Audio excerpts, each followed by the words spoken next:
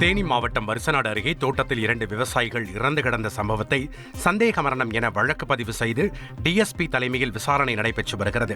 மரணத்தில் மர்மம் இருப்பதாக குடும்பத்தினர் புகார் தெரிவித்து உடல்களை வாங்க மறுப்பு தெரிவித்தனர்.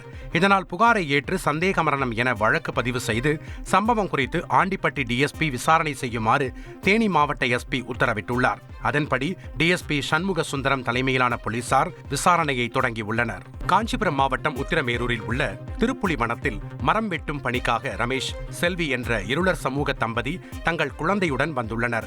இதில் கர்ப்பமாக இருந்த மாற்றுத்திறனாளி பெண் செல்விக்கு பிரசவ வலி ஏற்பட்டதால் உடன் தங்கியிருந்தவர்கள் பிரசவம் பார்த்த நிலையில் அவர் திடீரென உயிரிழந்தார்.